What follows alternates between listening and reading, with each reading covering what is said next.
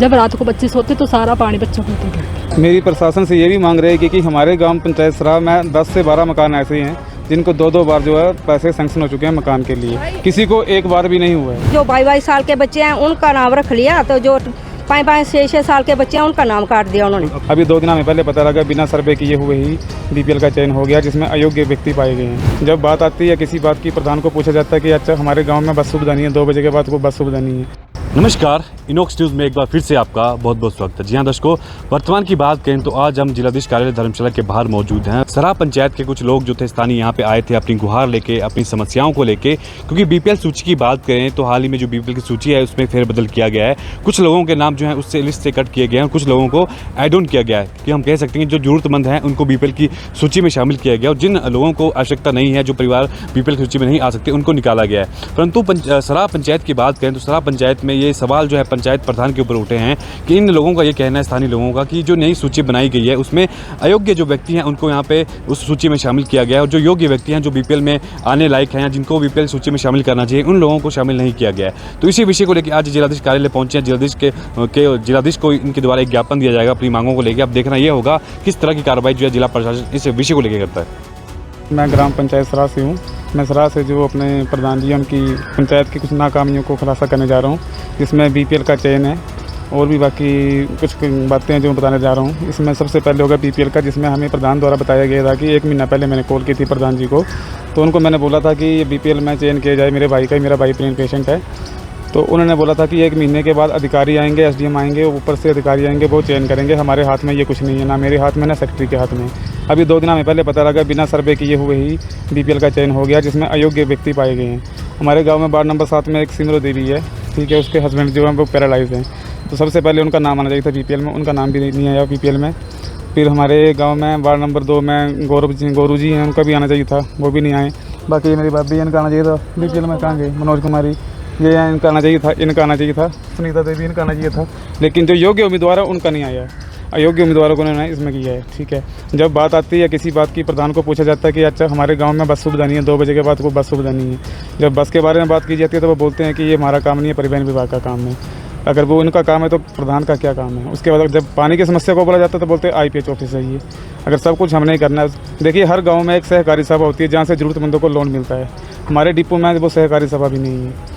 तो पहले प्रधान को इन बातों का जवाब देना होगा कि ये हमारी सहकारी सभा कहाँ है। देखिए जो हमारे देखने में अयोग्य हैं वो अयोग्य ही हैं, जो योग्य उम्मीदवार है उनको हटा दिया गया है। अयोग्य जैसे जिनके पक्के मकान हैं, जैसे अभी उन्होंने बोला था, जिस किसी को हमने पूछा था उन्होंने बोला कि जिनकी लड़कियाँ हैं या 18 से 59 साल के अंदर अंडरेज है, वो भी उन्होंने फॉर्मेलिटी पूरी नहीं की है। मतलब जो नियम है उसके बाहर जाके ही उन्होंने जो बीपीएल का चयन करवाया है जी। तो इसमें हमें बताया गया था कि सर्वे होगा, ऊपर से अधिकारी आएंगे, ऐसा कुछ नहीं हुआ, ना अधिकारी आए ना सर्वे होगा, विदाउट सर्वे ही ये सब कुछ हुआ है। मेरा नाम गीता है, मैं सराह पंचायत से बिलोंग करती हूँ। मेरा मेन मुद्दा है कि सर मुझे बीपीएल सूची से निकाल दिया गया है। मेरे 2 बच्चे दोनों सरकारी स्कूल में पढ़ते हैं, मेरे हस्बैंड दिहाड़ीदार है, मकान मेरी सास का है, हमारा अपना कुछ नहीं है और वो मकान भी पूरा कंडम हुआ पड़ा है। और मेरा ये है कि हमें बीपीएल सूची में रखा जाए, क्योंकि मुझे इस टाइम बहुत ज़रूरत है। इससे पहले आप बीपीएल नहीं, मैं नहीं थी सर, फर्स्ट टाइम मुझे रखा गया, वो भी निकाल दिया। निकालने की वजह क्या लगता है, क्यों निकाला गया? उन्होंने मुझे लिखा है कि मतलब मकान पक्का है, लेकिन सर मकान तो मेरे ससुर का है, वो एक्सपायर हो गए। उनकी जो बारिश जो उनकी प्रॉपर्टी की तो बच्ची तो संभालेंगे, कोई तीसरा बंदा कोई ना संभालेगा। तो मेन मुद्दा यही कि उन्होंने मुझे ये कह के निकाला कि मतलब इनका पक्का मकान है। तो क्या सर्वे करने के लिए कोई भी नहीं आया सर सर्वे करने के लिए। मेरा नाम कमलेश है, सराह के। मुद्दे को लेकर यहाँ पहुँचे? हम तो आए हैं बस ये बीपीएल में इन्होंने जिन्होंने कर दिया तो उस मुद्दे में आए हैं। बोलते हैं कि घर पक्के चाहिए, जो माँ प्यो ने घर बनाए हैं तो माँ प्यो मर जाएंगे तो बच्चे तो देखेंगे घर। तो हम तो दिहाड़ियाँ लगा रहे हैं, कईयों ने गायें रखी, कईयों ने बकरियाँ रखी हैं, तो ऐसे हम टाइम पास कर रहे हैं, नरेगा में लग के टाइम पास कर रहे, तो हमें भी उन्होंने काट दिया। तो बोलते हैं जो 18 साल के बच्चे होंगे उनका नाम नहीं होगा, तो हमारे तो बच्चे 8 साल के हुए हैं, तो हमारा भी नाम काट दिया उन्होंने बीपीएल से। मांग करते हैं? मांग तो यही करते हैं पहले सर्वे करें, देखें जिनके बच्चे बड़े हैं, जो 22 साल के बच्चे हैं उनका नाम रख लिया, तो जो 5-6 साल के बच्चे हैं उनका नाम काट दिया उन्होंने। तो मेरे 2 बच्चे, हम एक कमरे में रहते हैं, कि आजकल बरसात का मौसम है, जब रात को बच्चे सोते तो सारा पानी बच्चों को होता है। फिर एक कमरे में आए, कितने सालों के बाद बड़ी मुश्किल से नाम डलवाया, इन्होंने हमारा भी नाम रखा दिया। मेरे पति के पास ना कोई घर है, ना कोई गाड़ी है, ना कोई कुछ ना कुछ, वो भी दिहाड़ी मंजूरी कहते कहाँ मिले तो करना है, नहीं मिले तो घर में बैठना है।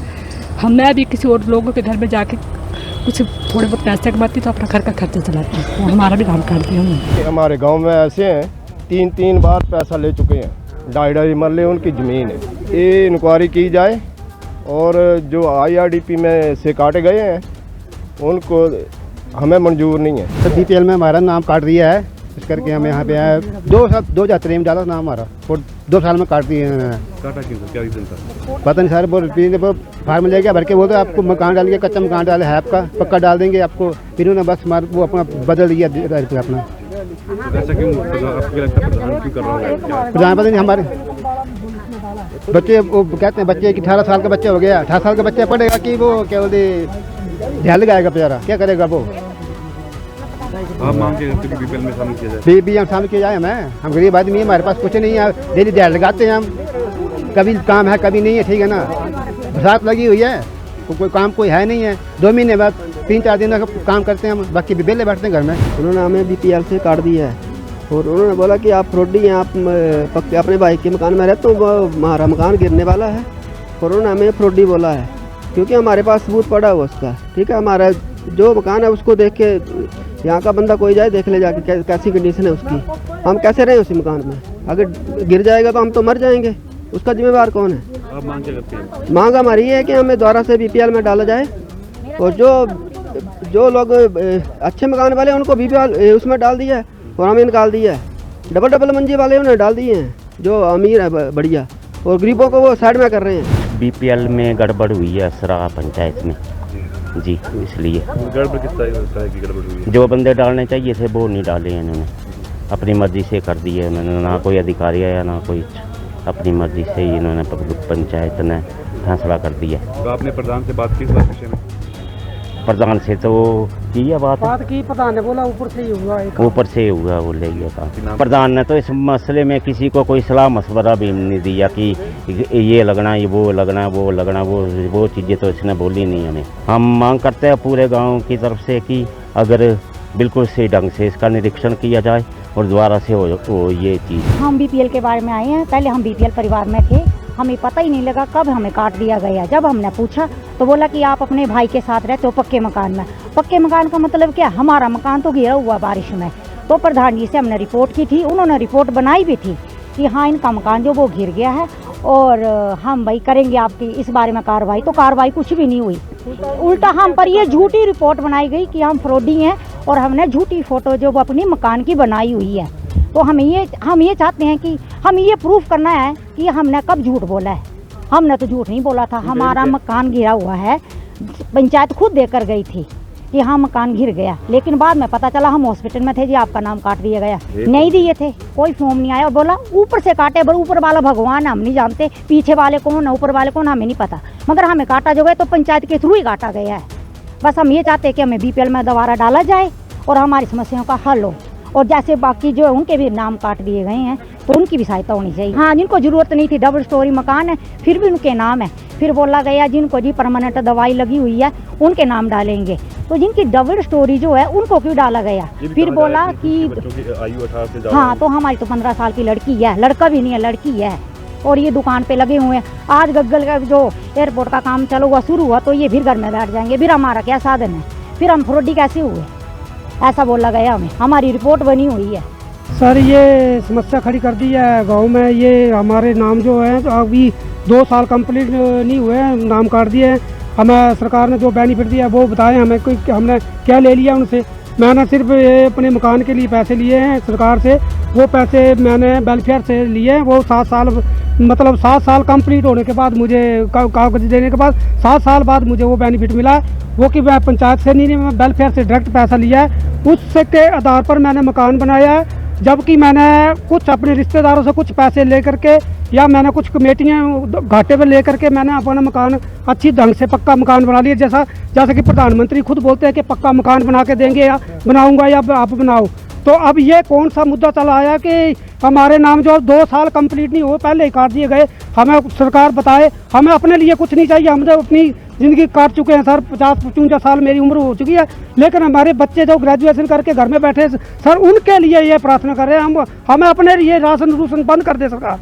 लेकिन ये जो कंसेशन गवर्नमेंट ने SC कोटे के लिए रखी थी और हमारे गरीबी रेखा के लिए जो ये अनुदान रखा था, ये हमारा सब कुछ छीन लगे तो क्या होगा। आगे की सरकार या पंचायत को हम चुनेंगे या वोट डालेंगे। हमने तो ये एम बना लिया पूरे गांव ने कि हम अब वोट डालने घर से ही नहीं निकलेंगे, चाहे जो मर्जी हो जाए। और मैं इतना दावा करता हूँ, मैं पूरे गांव में घर घर जाके ये दावा करूंगा कि कोई भी आदमी घर से वोट डालने ना निकले।